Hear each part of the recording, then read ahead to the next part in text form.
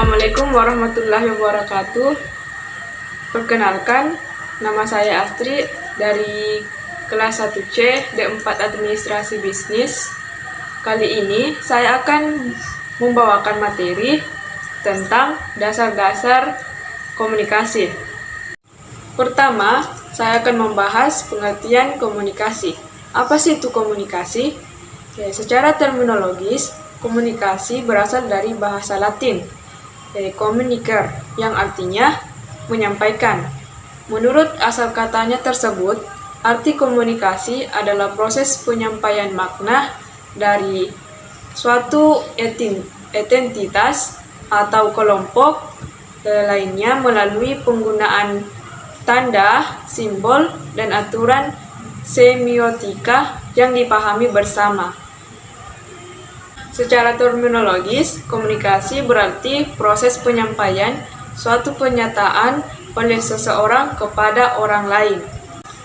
Menurut Hemstreet dan Beatty, tahun 1990, komunikasi adalah suatu proses pertukaran informasi antar individu melalui suatu sistem biasa atau lazim, baik dengan simbol-simbol, sinyal-sinyal, maupun perilaku atau tindakan.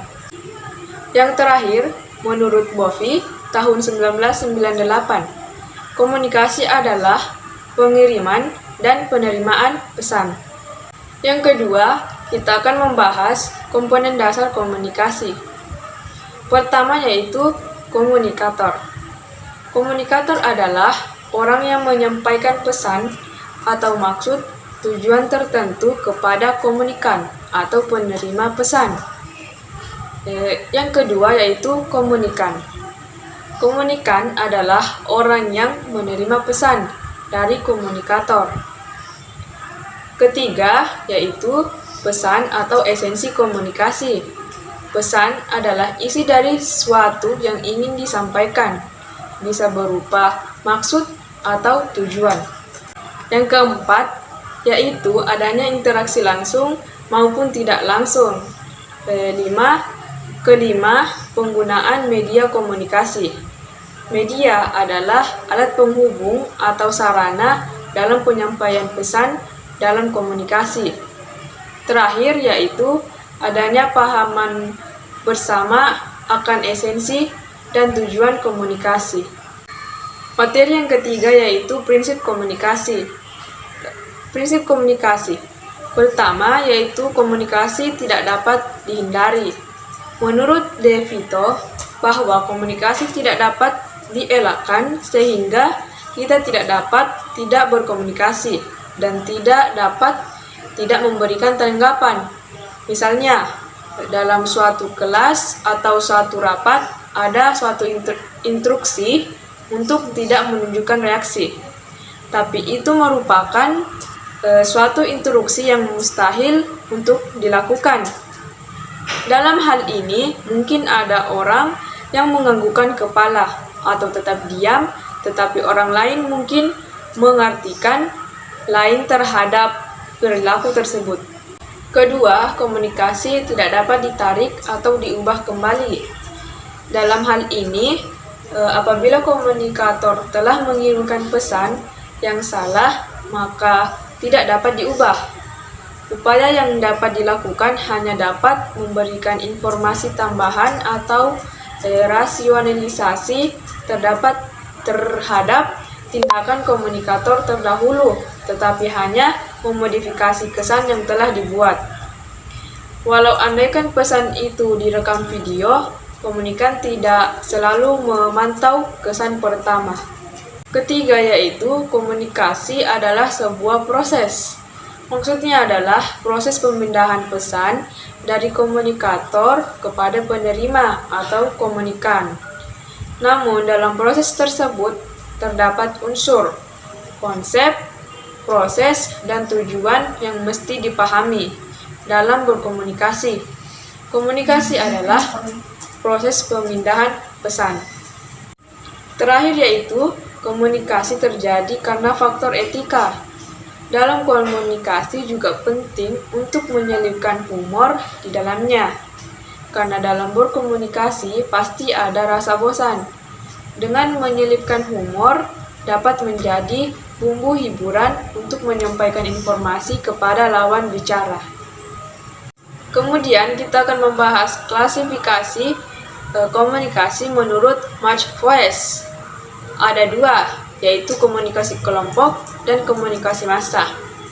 Komunikasi kelompok adalah komunikasi sebagai interaksi secara tatap muka antara 3 orang atau lebih dengan tujuan yang telah diketahui, seperti berbagai informasi, menjaga diri, pemecahan masalah, yang mana anggota-anggotanya dapat mengingat karakteristik pribadi anggota-anggota yang lain secara tepat.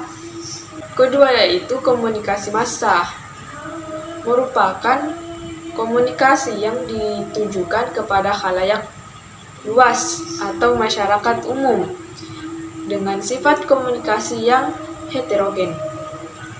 Komunikasi dapat terjadi dengan menggunakan berbagai media massa sebagai sarana untuk menunjang komunikasi tersebut. Tujuan komunikasi. Tujuan komunikasi ini ada 3. Yang pertama yaitu memberikan informasi, memberikan persuasi, dan untuk menghibur. Menurut Rian Nugroho, tujuan komunikasi adalah menciptakan pemahaman bersama atau mengubah persepsi bahkan perilaku. Sedangkan menurut Robert Kahn, yang merupakan hal utama dari komunikasi adalah pertukaran informasi dan penyampaian makna suatu sistem sosial atau organisasi. Kemudian kita akan membahas hambatan komunikasi. Hambatan komunikasi yang pertama yaitu latar belakang pendidikan ataupun budaya. Contohnya yaitu jenjang pendidikannya terlalu tinggi antara lulusan SD dengan sarjana. Kemudian contoh dalam budaya yaitu perbedaan bahasa. Kedua yaitu pendengaran yang buruk. Poin ini seringkali terjadi di kehidupan sehari-hari. Contohnya, si A memanggil si B, namun karena pendengaran si B kurang bagus, maka tidak ada feedback dari B kepada A. Ketiga yaitu gangguan fisik. Contohnya itu tunawicara, tunarungu, dan lain sebagainya. Yang keempat yaitu gangguan komunikasi sikap. Etika dalam berkomunikasi juga penting. Jika tidak beretika ketika berbicara dengan lawan bicara, maka Anda akan dinilai buruk dalam berkomunikasi. Yang kelima yaitu waktu. Contohnya, ketika bertamu di waktu yang tidak tepat, seperti ketika di malam hari yang merupakan waktu istirahat. Keenam yaitu hambatan komunikasi bahasa. Contohnya ketika kamu ke Pulau Jawa dan menggunakan bahasa Bugis, maka orang Jawa itu pastinya tidak akan paham apa yang kamu katakan. Ketujuh yaitu lingkungan. Contohnya pesan yang diutarakan bisa terganggu apabila keadaan sekitar tidak mendukung. Kemudian, fungsi komunikasi. Menurut Gordon E. Zimmerman, ada 2, yaitu untuk menyelesaikan tugas-tugas yang penting bagi kebutuhan kita dan untuk menciptakan dan memupuk hubungan dengan orang lain. Terakhir, apa itu komunikasi bisnis? Komunikasi bisnis adalah suatu ajakan yang alami dan upaya untuk mempengaruhi perilaku dalam organisasi. Sebelum saya menutup video ini, saya akan menyampaikan kesimpulan dari materi saya. Komunikasi diartikan sebagai proses kegiatan pengoperan atau penyampaian berita ataupun informasi dari komunikator kepada komunikan dengan menggunakan media dan cara penyampaian informasi yang dipahami kedua belah pihak, serta saling memiliki kesamaan arti lewat transmisi pesan secara simbolik. Cukup sekian dari saya, lebih dan kurangnya mohon dimaafkan. Wabillahi taufiq wal hidayah. Wassalamualaikum warahmatullahi wabarakatuh.